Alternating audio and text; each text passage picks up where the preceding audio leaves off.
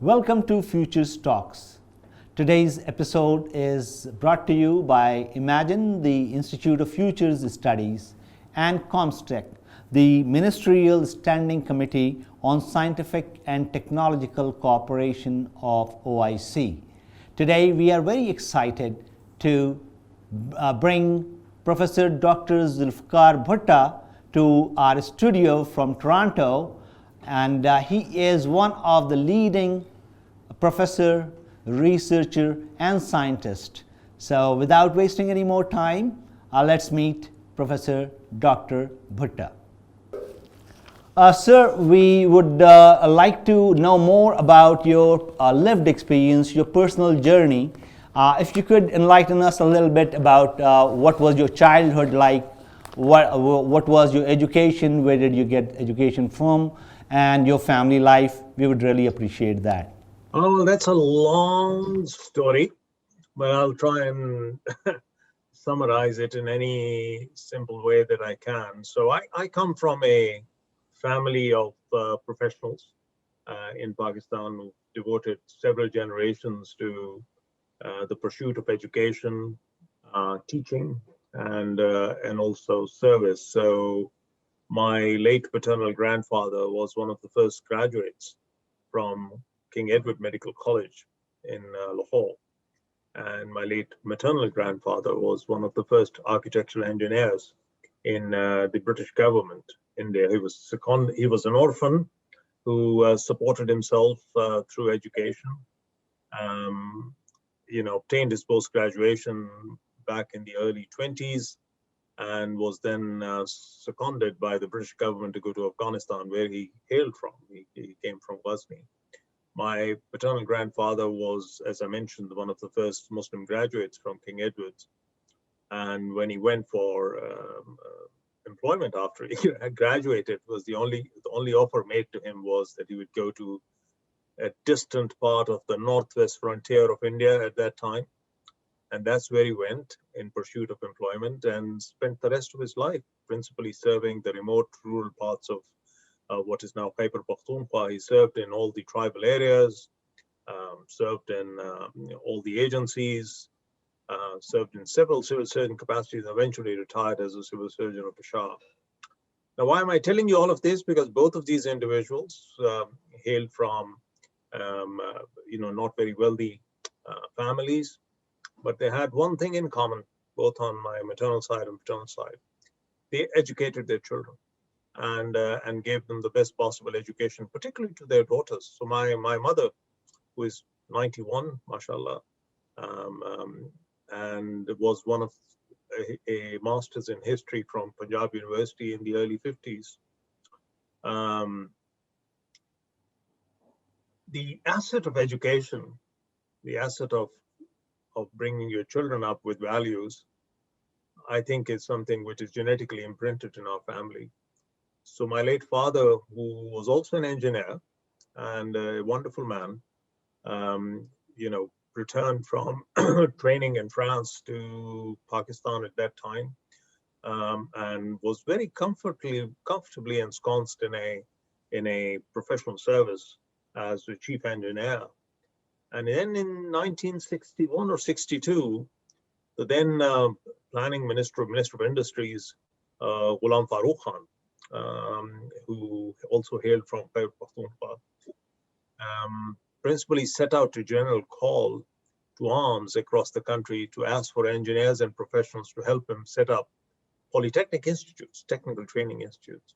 And I remember vividly, like yesterday, that my father basically didn't seek permission or negotiate. He just told my mom that this is what he was going to do. And we left a very comfortable existence in a large metropolitan center to come to a rural part of Sindh, a small town at that time, where he initiated the polytechnic there. And then he spent the rest of his life principally setting up a network of these technical training institutes for middle-class families, for people without means, to produce diploma graduates, eventually, also commerce graduates. So, and he returned to the Northwest frontier once the one unit was abolished in 1968-69. Why am I telling you this? Because one of the things I used to be surprised um, by my late father was his laser-focused attention to setting up these educational institutions for girls in many remote rural parts of Khyber Pakhtunkhwa. At that time, a province which was very much feudal and principally um, entrapped in many of the so-called socio-cultural norms of that time. And it was difficult for me to understand as a young man when I was in college as to why wasn't he doing so in the comfortable confines of a big town and city. But the fruit of that labor is paying its dividends now, and I saw firsthand how he himself wanted to give back by producing some education equity. I'm telling you all of this because I think all of this rubs on to children. So, he was an educationist and did not have a lot of assets, but his assets were his children. So we are a family of 7. I'm the eldest. And what he gave us at that time was not property or inheritances beyond an intense sense of duty, an intense sense of the need to excel in education and to build yourself. So we have 5 brothers, 2 sisters, all professionals. All the brothers are PhDs. My sisters are, one's an architectural engineer and one's a physician. So when I look back, I think those were his biggest investments. So I grew up in a very, I would say, comfortable position as the eldest in the family, eldest child, in many ways privileged, in some ways with an intense sense of responsibility. But I don't recall a single instance ever in my childhood or growing up as a rebel, and I was a very rebellious young person, where I have ever said anything to my mother, God bless her, she is wonderful, or my father, that they would have said no. So there was never a sense of patriarchal, condescending attitude towards children. It was always a sense of discussion, dialogue, etc. So I had all my basic education in Pakistan, and not in privileged, let's say, convents or academic institutions that are elitist. I am a product of a public education system. So I went to a public sector primary school, I went to the government comprehensive high school in Khairpur. I thought it was a wonderful institution, and a public school in Peshawar. And and by the time I got to university in Peshawar University, this was the late 60s, and graduated from the equivalent of high school. Those were tumultuous times for Pakistan. As you may recall, 1971, we had a war, the country split. That was also the period when the Vietnam War was at its worst. There were the troubled 1968 with growing awareness around the world of injustice, inequity, and what needed to be done. So, to grow up in that time and to be aware of what was happening around you was an experience that's very difficult to describe in words. So by the time I got to university, and I was good academically, I didn't have to struggle too much. I actually had become intensely political. And political in the sense that in my very first few years in medical college at Khyber Medical College, now at Khyber University, I set up an NGO, made my own student political body, got very heavily involved in politics, contested sequential elections and won all of them, half of them unelected, unopposed. And my father was very worried about this. He thought that I'd kind of lost my way. But remember, those were heady days for Pakistan. Those were the days of the People's Party, principally overthrowing a dictator, the country having split, the spirit of rebuilding, the fiery Bhutta, who had tremendous following amongst the youth at that time because he offered a vision, a bit like what's happening today with the Prime Minister. And therefore, the very first few years of medical college were a blur of confusion. I didn't quite know what my calling was. I actually thought in the first few years that I would join politics. And very seriously, I launched a student magazine. I launched a news in those days, a print journal. And I need to mention those few mentors because they principally helped stabilize an otherwise bobbing ship and helped me focus on things. So one of the things I began to realize halfway through med school is that the only way to deal with inequities, injustice, was not necessarily through the political process, but was also through the process of service. And I got interested in potentially becoming a pediatrician because I was very intensely affected by what I saw in the wards and medical institutions as the status of children and women at that time. It really there was a period of time, that was a period of time when mortality rates were very high. And I was very intensely moved by that.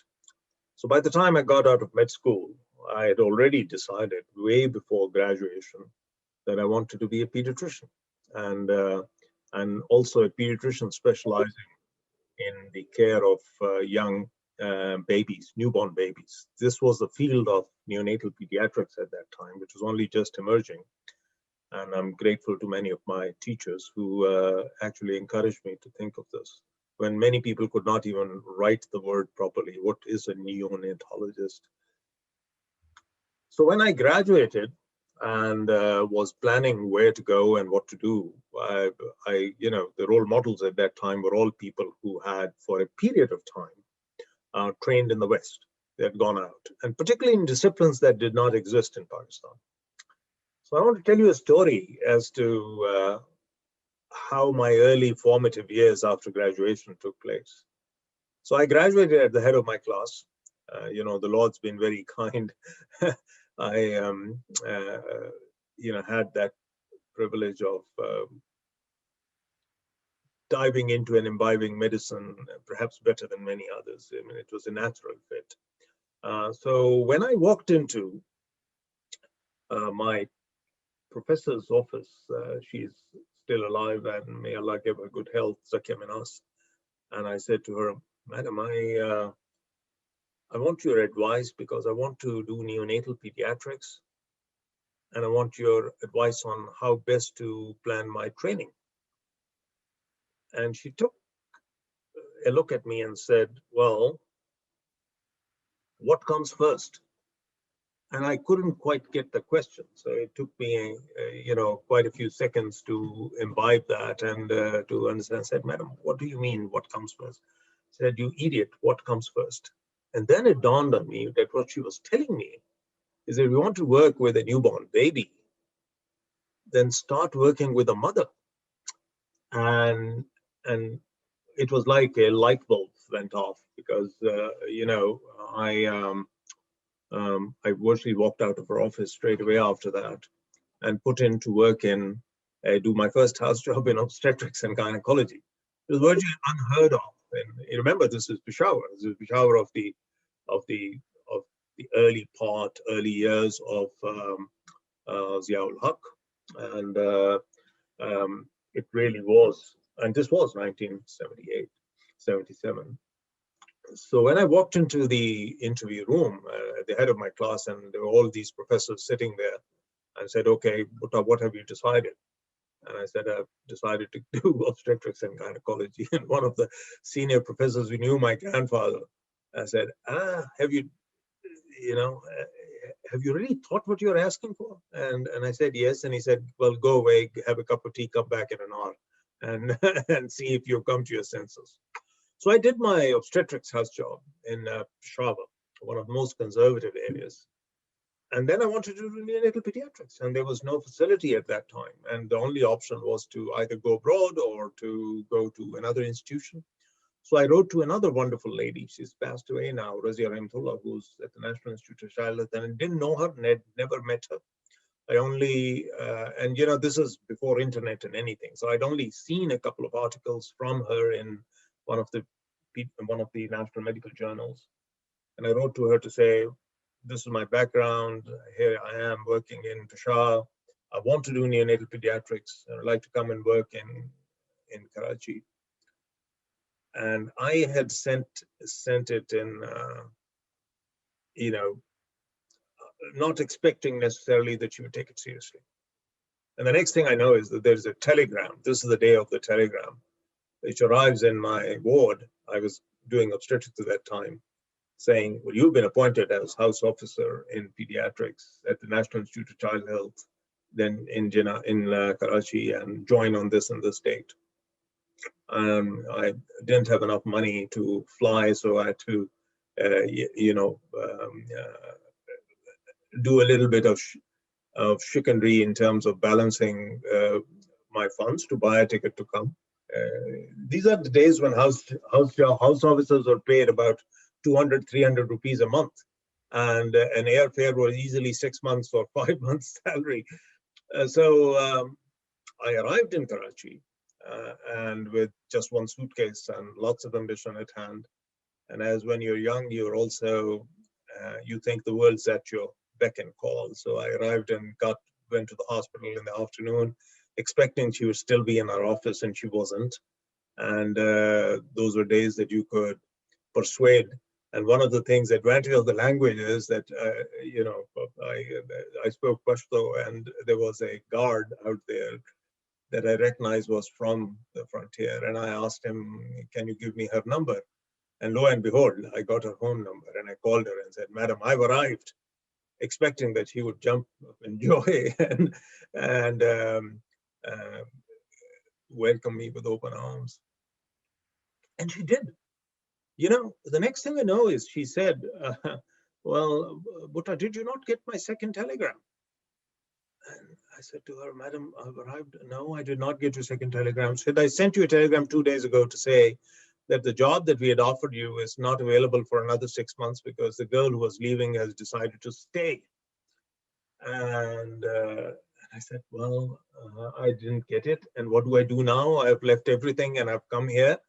I'm here. And, you know, without batting an eyelid, that wonderful lady said to me, don't worry. I'll take care of it tomorrow.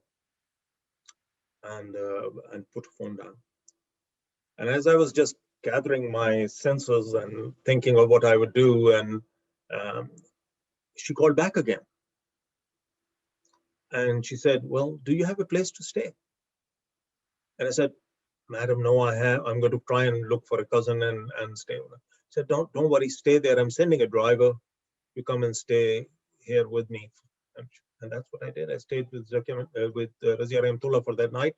And the next day, she took me to the director of education at Jinnah Postgraduate, the executive director at that time. And a position was reapportioned to the Children's Hospital. And I was appointed against a dermatology position, but I worked as a house officer in pediatrics. Why am I telling you all of this? I mean, I'm telling you this because one owes in one's career so much to so few. And it is the lesson of providing mentorship to students irrespective of background, color, caste, or creed. So from that day onwards, whenever somebody walks into my office, genuine, a student in need, or somebody who requires maybe not resources, money, but just a conversation, just some support, just some hand holding, just some optimistic look at the future, I never say no, because I know it made such an enormous difference to my life that if I can make a difference to the lives of others, that would be wonderful. I'm sorry, I'm going on and on and on because you've asked such a loaded question. in terms of what my background is. I mean, I can tell you 101 other stories. My background is very middle class, basic. I mean, I hate to use the cliche term "Muhibbe Watan," but yes, there was intense, immense nationalism in our family because many of them had grew up in undivided India and had seen firsthand the discrimination that Muslims faced in that society. My late father-in-law was one of the first engineers from the Northwest frontier. He's the man who built Warsak Dam. He's the man who ran Mangla Dam, and your principal is regarded as the father of hydroelectric power in the country. And he topped the frontier in at that time the FSC examination at the head of the entire merit list. And he wanted to come to the Punjab University for education in engineering, and he was not nominated. Someone else who was 100 notches below him was nominated on the basis of religion. That fellow was not a mainstream Muslim at that time. This is pre-partition. So, we sometimes don't even understand what a blessing of Allah is to have a nation state, to have our own motherland, and those of us who are sons of soil know how important it is to have your soil. I mean, it is, you can take a Pakistani out of Pakistan. You can never take Pakistan out of Pakistan, irrespective of where you are. So, we grew up in that background, and so did I. And I had, I left the country also for higher training, but I came back. My higher training is also an interesting conversation because I wanted to do neonatal pediatrics, and I wrote to one of the so-called higher education committees or councils in the UK at that time. It's now been disbanded. It's replaced by a JCHMT. And I said, I want to come and train in neonatal pediatrics. Can you guide me, please? I was very brash. I mean, I was not hesitant about writing a letter at that time. There's not emails or anything else. So I wrote them a note, and they wrote back an extremely condescending letter to say, this is a discipline which has no future in your country. It is not an area of training where even our graduates gravitate to. So we don't think you should do it. I mean, I remember like yesterday receiving that letter. And it was as if someone had slapped me across my face, because what it basically was saying to me is, how dare you ask for training in something which is first world, or which you will never need. And that made me so determined that when I went to England, I absolutely wanted to do neonatal pediatrics. And it was indeed very difficult because there were only a few positions. There was only one neonatal fellowship position in Bristol, which is typically a rotation between UK and Australia. And I applied for that. I had to sit outside the hall of Peter Dunn for weeks trying to get an audience, and I got an audience. He told me very clearly this was not something that he could support because he had an agreement with Australia. Cut a long story short, I got that fellowship. And I was able to not only train, but train in a record period of time. I didn't waste any time. And by 1985, I was back. I was back in Pakistan. Fortunately, the Iqra University had started operations. So I was one of the first faculty members to be appointed to the department. I was told at the time when I came that they would not have this discipline of newborn medicine because it was just thought to be too expensive, too difficult, not really needed. And lo and behold, I was able to set that up and spread it in many ways across the country. So I've been very fortunate, alhamdulillah, that many doors opened when some doors closed. I was very fortunate to have parents who were very supportive. And I was very fortunate to have peers and mentors who principally helped and gave me a free hand. I'm going to stop now because I've been speaking nonstop. It was very interesting story, Dr. Bhutta, and especially the emphasis your parents gave to educating their children is something that we need to follow in Pakistan even now. And that brings me to another question that is also related to your own personal journey. Is how did you meet your wife? I mean, was it arranged? How did you make that family? And where are you in that right now? Well, I mean, I knew her from fairly early on. Is from the and she's a wonderful person. Unfortunately, she's not very well at the moment, but my wife rose in the ranks to become one of the leading uh, um, obstetricians, gynecologists, teachers of the country, and she actually was the head of department of obstetrics gynecology at Jinnah Postgraduate Medical Center until she retired in 2017. So, while I've been focusing on academics and doing work with newborn babies, she's actually done the practical stuff about training women health professionals, and her students now span all over Sindh and parts of Balochistan. So she's an extremely talented, extremely intelligent, wonderful person. Um, uh, I mean, she was also extremely headstrong, and there are two things that happen when you meet headstrong people as a headstrong young person of the other sex. Is either you're completely repelled, or you are totally attracted. So for me, the fact that she had uh, at that time absolutely no hesitation in telling me on my face that I was totally wrong, or that I needed to change my opinion, or that I had ignored certain things which I should have looked at. Those were refreshing. So my wife has been my partner, my best friend, and also in many ways my best critic over the years. I mean, and I couldn't have done many of the things that I've done without her support. I've been doing global health for the last 30 years, which inevitably means that you have to travel, to spend an inordinate amount of time and doing things that are not necessarily based out of your base or home. And she held the family together. She brought up three wonderful children, and has, as I said, been more a companion and a friend than a traditional wife. Okay, Dr. Bhutta, we have three segments in this program. The first one was your biography. And now it brings us to the second one, which is about your achievements. You have produced innumerable researches. Your long-standing research interests are in newborn and child survival, maternal and child malnutrition, early childhood development, and micronutrient deficiencies. You are on several international editorial advisory boards, including the Lancet, BMJ, Floss Medicine, Floss One, BMC Public Health, and the Cochrane ARI Group.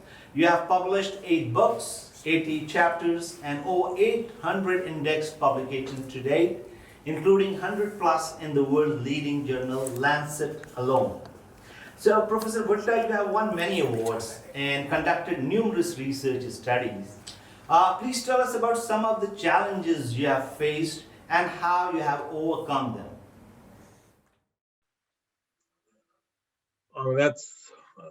Firstly, it's a great question. And so let me start by saying that I'm the first one to admit that although I receive a lot of plaudits and praise for the work that has emerged over the years, but it wasn't just my work alone. I mean, you never do this kind of work just by yourself. So I'm deeply grateful to virtually the hundreds of young boys and girls, men and women who have worked with me over the years. And some have actually worked with me for almost a quarter of a century, 25 years or thereabouts, initially as trainees and now as peers and frequently as teachers. I mean, I learn from them all the time. So the credit needs to go to the team, to the group that I created at AKU, initially in pediatrics, then in women and child health. I mean, I was given the good, I think, the good fortune to create a department which had both women and children. And why not? Because my own training was in that background. So it came to me naturally. Now, the challenges, so the achievements are the achievements of the group. And yes, some metric of that is credit that you get through recognition, through awards, through the number of publications and rankings, and alhamdulillah, all of that has come my way. But I think the real success of any work lies in its impact. So when I look back over the last 30 years, firstly, my career's been atypical. You wouldn't expect a faculty member from a university hospital sitting in Karachi to at some stage emerge with 99% of his or her work being in rural villages, which is what I've done for the last 20 years.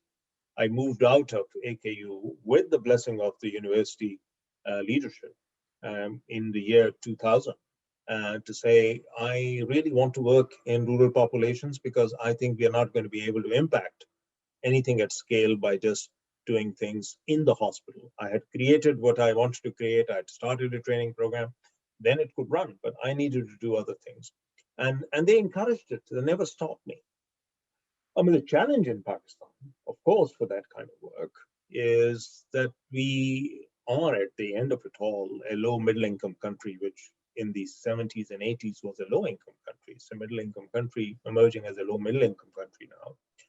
Our resources are limited, particularly intramural or within the country resources for research and implementation research of the kind that I do is very limited. The project that I wanted to do in the year 1999 of looking at not one village, two villages, three villages, but 1,000 villages in a district, and to see what we could do with a government program in terms of improving the outcomes of mothers and newborns. And that trial, the HOLA trial, would span 5 years and would require millions of dollars. And that money is generally not available in a low-income country. It's not even, I mean, we have now got some grants from the Higher Education Commission that can go up to $1 million, but at that time it's not available. So one big challenge was resources. Secondly, getting people interested in Pakistan. It's not on everybody's tourist list to come here and do it. And thirdly, to persuade the government that this was worth it. And let me start with the last point first. A lot of people think that the government is just some entity out there, a bunch of villains who you are fighting all the time and not necessarily. My experience over the last 25, 30 years of working in Pakistan, and I've now finished my 35th year, has been the total opposite.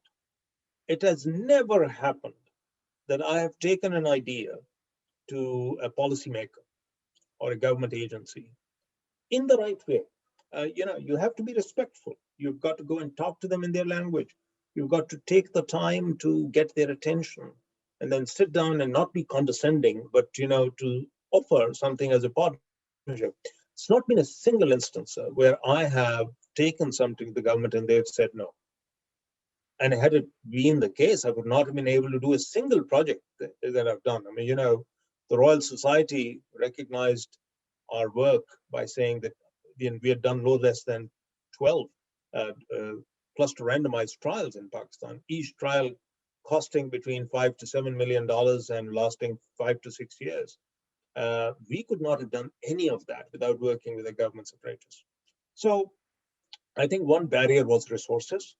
The other barrier was finding a right team to be able to do that work. The third barrier is, of course, community, is getting the confidence, getting the recognition, and getting the due attention from community members. And we think about community members as being, something inanimate. I mean, they're just objects out. They're not objects. They're thinking, feeling human beings who more often than not, sir, know more than you about the realities of life and what it is like to be working and living in abject poverty. So we sometimes confuse, lack of education as stupidness. It is not. I've found some of the greatest pearls of wisdom in people who are illiterate, but they are very knowledgeable in terms of the meaning of life and what it is like this. Second, they recognize the realities of sustainability. So many a times when you go and speak to people to say, we want to do something, they want to know what will happen after you've gone. And that's very important in our work, that we only do things that we can sustain, or the government or the community can sustain. So those were the two big challenges. The third, of course, was focusing on things that we could potentially change in a meaningful way to scale up in the rest of the country. You cannot afford to do projects and experiments which are national. You know, we are a country of 215 million people, several provinces, enormous geographic diversity, enormous cultural diversity. And therefore, we needed to work on topics and areas and in geographies that were replicable. So they had external validity. So if you did a project in rural Sindh, you needed to do it in an area where there was some relevance to parts of the Punjab or parts of KP. And eventually people who studied your findings could say that I think we can adopt it, rather than say, you know, we need to do it in our own backyard because nobody can repeat things again and again and again. And that was a learning process. I don't think I got it absolutely right from the get-go, but we have been able to do that in a meaningful way working with governments. And the fourth, of course, is time. I mean, I think one big challenge has always been time. We are restless optimists in most instances, which means that we want something to happen tomorrow. But research and experiments have to take their own time. And there is no guarantee that they will follow the path that you have set out in your hypothesis. So I've done more negative trials than I've done positive trials. And I've learned more from the negative studies than I've learned from the positive studies. And it's difficult at times to persuade people that, you know, a science and experiment, irrespective of which direction does it take, is learning all the time. I mean, it was Edison who said, you know, at something like 1,000th failure of building the light bulb, to say, I haven't failed. I've just learned 1,000 ways in which things should not be done. So you know, I look upon all of this as now a learning process. And yes, you know, in the cumulative body of things, some of those studies are positive results, some of those are negative results. But as I said, we've learned more from the negative studies than we have learned from the positive studies, and all take us in the right direction of what needs to be done. My last point on that is the best breaks that we got in Pakistan have been largely working with sequential policymakers, ministers and others at a level where our research and our work can be shared and can inform policy. And I'm very pleased to say that, you know, much of the innovations, many of the things that have improved within our primary care programs in Pakistan have been because of the work that we've done with the government.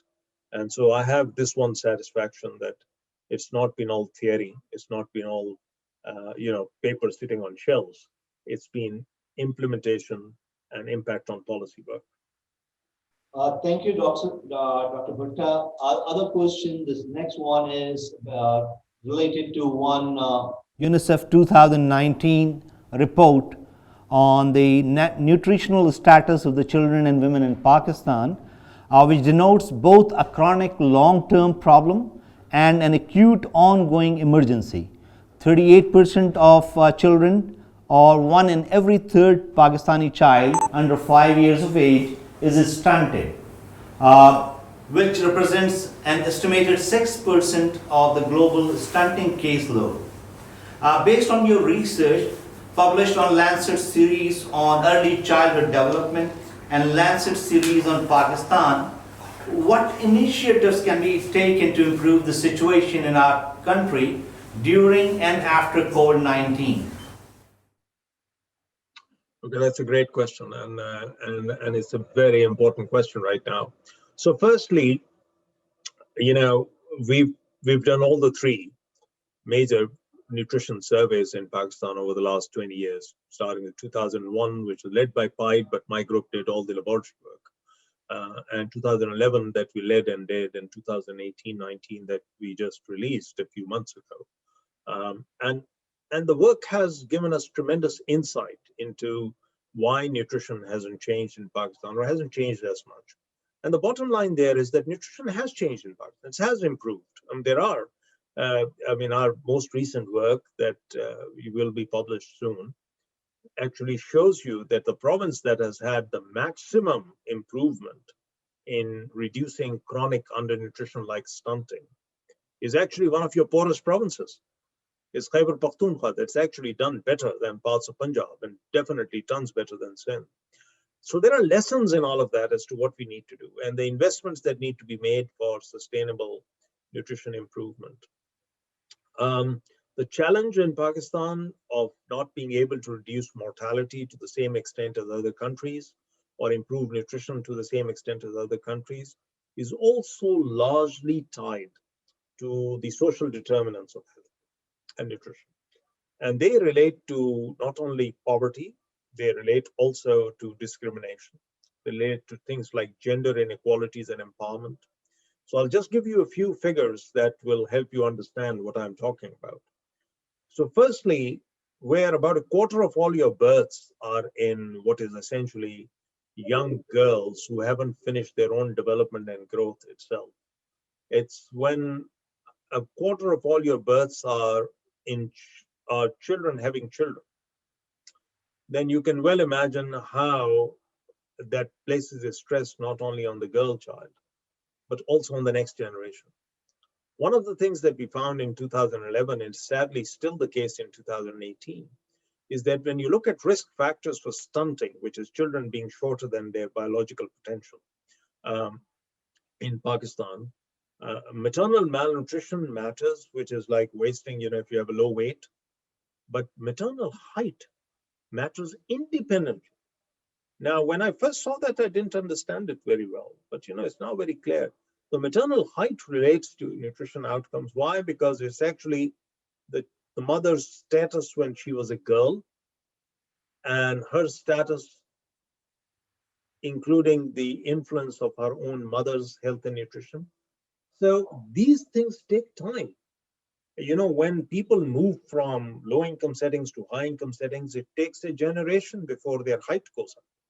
And we see this very clearly in terms of deprivation. So in Pakistan, the challenge is that the solutions for a lot of the issues of health and malnutrition, and particularly newborn health, are not necessarily within the health sector. They are in sectors outside of health. They are in sectors that relate to, as I said, gender inequality, women's empowerment, education. Education is such a big differentiator. It's the difference between chalk and cheese in Pakistan. Women who are educated, and that does not mean that they have university degrees, who have some degree of literacy and are able to make decisions for themselves, have much better outcomes for themselves and for their children because they can do it.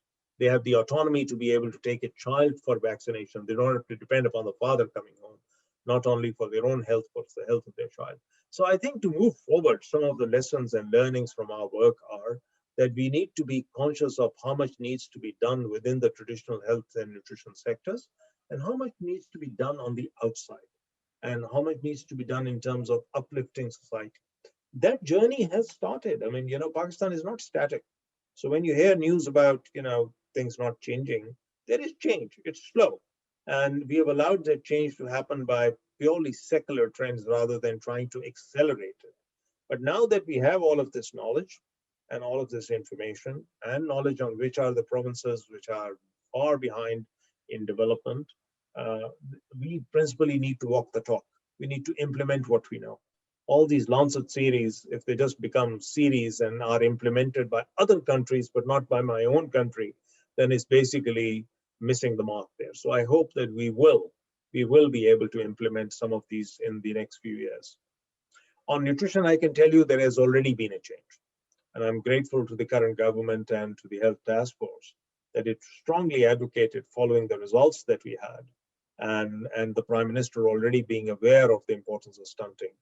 It's a record amount of money this year has been allocated from internal resources. 350 billion rupees have been allocated to improve health and nutrition. The ASAS program of the social safety nets led by Sania Nishtar is also focusing attention on what is to be done by for women and children in our most disadvantaged districts. And so there is work happening across various quarters. What we need now is just to scale it up and accelerate it. Dr. Bhutta, thank you once again for such a comprehensive answer. And you have touched upon it a little bit, that how better health outcomes can be produced through social, political, and economic processes. If you can explain it a little bit more, how these social, political, and economy is interconnected, and they are the ones which produce health outcomes. I can answer this question in one of several ways, but let me start by giving you a sad but true statistic. So, Professor Sadka Jafri is one of the senior most living gynecologists, obstetricians of the country, former head of Jinnah Postgraduate Medical Center, a teacher of teachers, someone who I know very well and admire, published a paper about 20, 25 years ago, along with her students, Radia Kurejo being one of them, which was an analysis of mothers brought dead to the Jinnah Postgraduate Medical Center. I want to say it's an eye-catching topic, but it's a sad topic. These are mothers who, when they arrived in the hospital, were already dead. They had died on the way, or they died on the while coming. And they did an analysis to see what were the factors behind those deaths, which were clearly not related to the hospital doing anything. They arrived too late. We repeated some of those studies over time, and here is what I tell you. Contrary to public opinion, these were not women coming from interior Sindh or far away places to Jinnah Postgraduate, and hence not making it because of the delay. About more than half of these women were from the catchment population within a few kilometers of the Jinnah Postgraduate Medical Center. Some of the delays in reaching care were recognizable. Not having enough money to pay for transport. This was the time period before ED ambulances were there and awareness. So if you didn't have money to rent a vehicle, you couldn't come. Or the care providers often die not recognizing that there was a problem. Or the family not recognizing that the mother was really ill. So those delays are all there. But there was one delay that jumped out at me when I read that paper for the first time, which is so reflective of what the question that you asked. And that delay was that the mother did not have, or the mother-in-law, any woman in that household, did not have the authority to bring that woman to hospital because there was no male member at home. If somebody was out at work, if they were not at home, the women folks did not feel empowered or did not have the authority to take a dying woman to hospital. Now that is a reflection of society. That's a reflection of mindsets. That's a reflection of the socio-cultural determinants of many of these things that we talk about. So in Pakistan, a lot of the issues that we face within the health sector, nutrition sector, family planning being one of those, have to do with our social cultural quotes unquote behavior. I wouldn't even call it norms because it's wrong to call them norms. Okay, these are our social cultural behaviors which are born out of ignorance.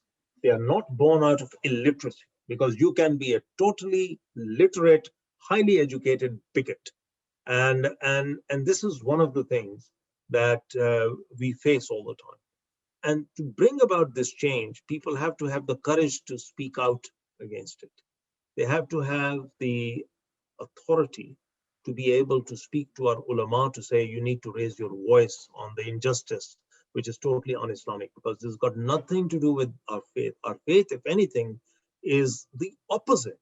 It is one of the most compassionate religions in the world, with a strong emphasis on the rights and well-being of the poorest of the poor, and particularly the women and children in any society. So when I see this, this is largely tribal behavior out of ignorance, or behavior that comes out of bigotry.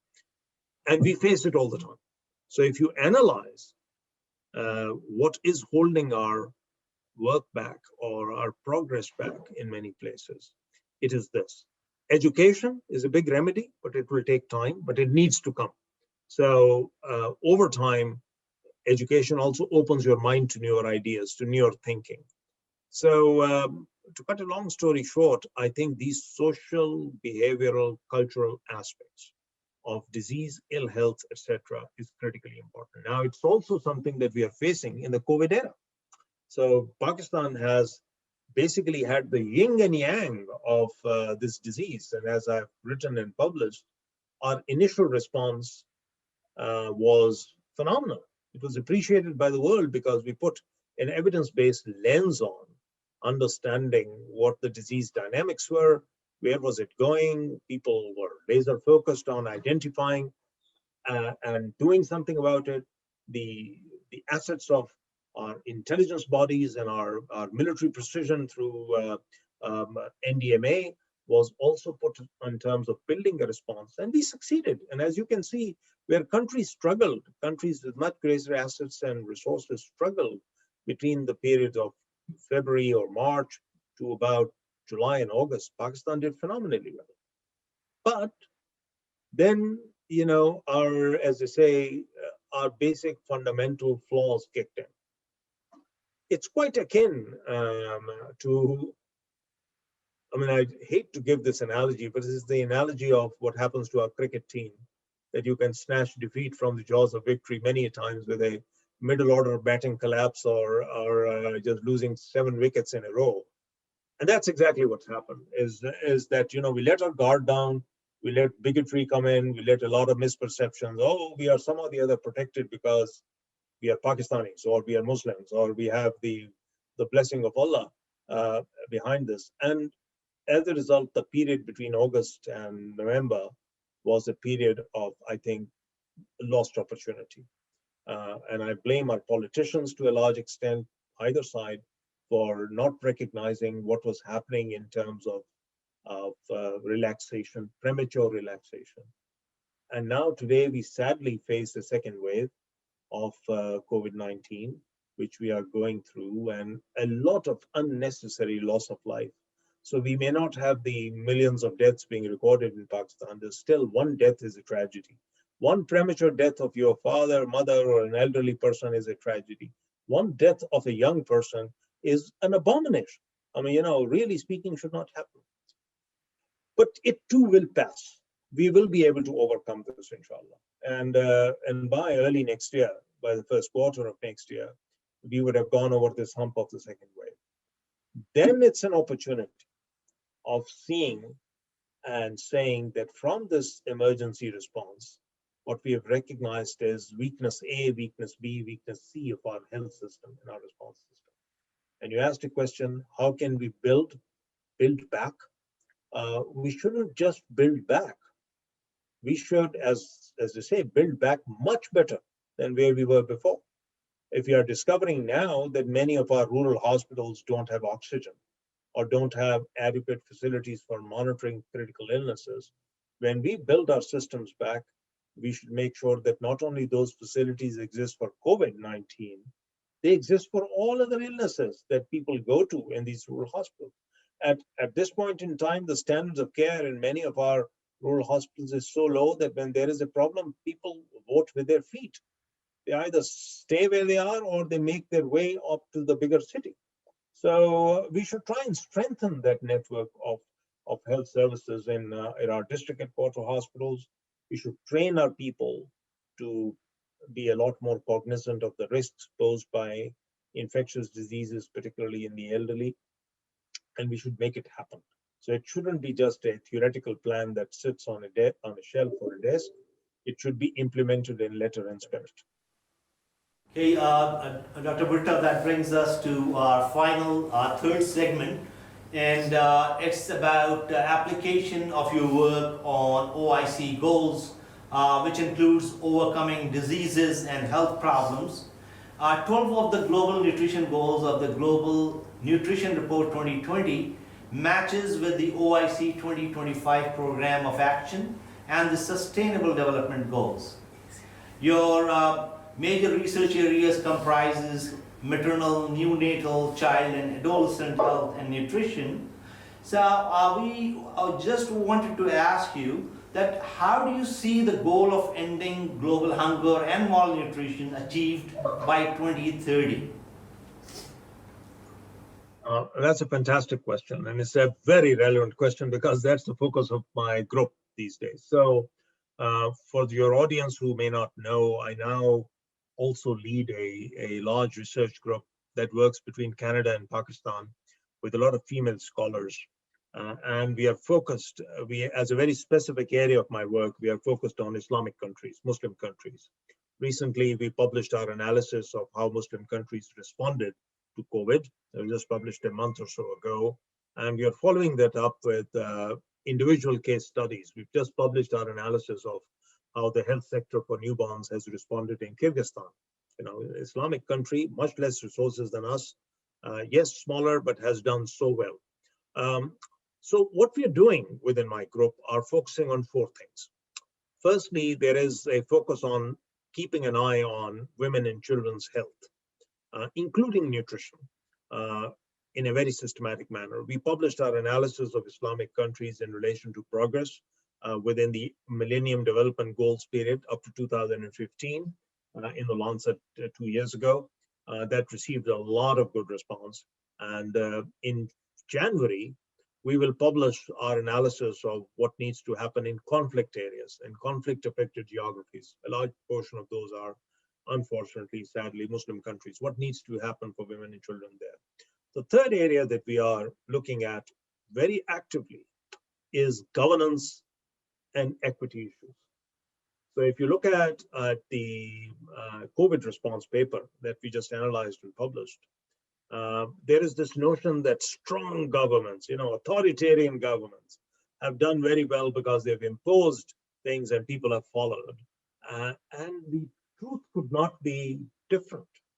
The reality is, if you look at which countries have had the greatest success in responding, it's not relatively authoritarian regimen, and I don't want to mention any of those by name in the Islamic world, but it are those which are a bit more egalitarian, true democracies where there has been this civic society engagement, okay? And that's a very important point to make, because to some extent, the price that the United States has paid has been because it just tried to impose something from the top without really engaging with civic society in a big way. The third and fourth areas of my work in the Islamic country analyses are focused quite significantly on issues that have to do with sexual reproductive rights and the rights of adolescents. And the fourth is sustainable development goals. So we are now looking at how countries have transited from the Millennium Goal period to the Sustainable Development Goals. And to answer your question specifically, I think if OIC Secretariat and the Islamic Development Banks and the governments put their mind to it, this region could emerge as the world's powerhouse.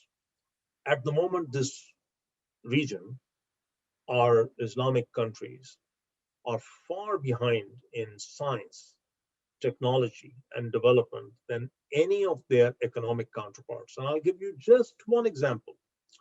For COVID-19, every country in the world has faced challenges in procuring, in making available, and now in having access to diagnostics, and vaccines. Diagnostics, I'm sorry to say, there's not a single group in any Islamic country that has produced a diagnostic at low cost, which has been used at scale. We've been totally dependent upon imports, largely from either the West or China. And that is very much interfaced with global health security, our own health security. But the second area is where I am very passionate, because I've been trying to look at this for the last 2-3 decades, for Pakistan at least, is that we have absolutely, with the exception of Indonesia, no real vaccine development from scratch capacity. And therefore, for COVID-19 vaccines, we have ended up with this dependency on products that have come out of other multinational collaborations or from US collaboration. And therefore, no surprise. If people are concerned that we'll only get 10 million doses of the mRNA vaccine that everyone's talking about, is because those are the scraps that will be thrown at low and middle income countries or other countries. Vaccine nationalism, no matter how we call it abhorrent, is a reality. I mean, people will protect their own. The US government and other governments have every reason to say that, our populations come first because they've been affected so much. I mean, India can today afford to say, we are going to vaccinate every person in India because they're manufacturing vaccines themselves. But no country in the Islamic world is doing so. And I'd like to devote some energy and attention to, once again, I tried this a couple of decades ago, to see if we can become, as a body of sovereign nations with science, independent in terms of what we can do for our own R&D in this space. It's extremely important that we do so, because many countries in our bloc, in Muslim majority countries, have experienced sanctions like no one else. And it only takes someone to look back at the historical record as to what happened in Iraq to child mortality when there were sanctions after the First Gulf War, and no vaccines available for children for 2 years. Their infant mortality went up through the roof. And that sad reality is there, and we have to face it, and not only lament and complain that this is the case, but actually do something about it. We are a region without, I don't think we have any lack of resources in the Islamic world. We have some of the most intelligent people. We have some of the best scientists, and we have forward-looking leadership in some governments. So it should be possible for us to put our head together, forget our differences for the common good, and put some serious money into science, technology, and research if you really want a Muslim renaissance in science like we did centuries ago. So, how do you suggest OIC countries can collaborate more in order to provide a universal health system for the Muslims in those Islamic countries? That's a fantastic question, and that's a very important question as well. And I had actually suggested it in some indirect way to Professor Iqbal Chaudhry when he assumed his leadership at COMSTECH. We have a great possibility of doing things on the heels of the COVID-19 crisis, partly because this crisis has had so many dimensions. It's had an economic dimension, it's had an equity dimension, it's had a health, nutrition dimension, and it will continue to have some impacts which will go on for years, partly around education interruption. This is an eye-opener in many ways as to the vulnerability of what we have developed ourselves. It's like, when you, it's like suddenly recognizing you actually live in a glass house with so much world. And remember one thing that I will say today, this will not be the last pandemic that we will face. We will face more. And before this is over, you will face more challenges, because that's the world that has become today. Our encroachment, climate change, environmental degradation is going to increase our risks to many of these pathogens and outbreaks. And you've seen how, just a handful of cases in Hubei province have now led to, close to around 2 million deaths, coming up to 1.7 million deaths. And, 70 plus million cases worldwide, 74 million cases.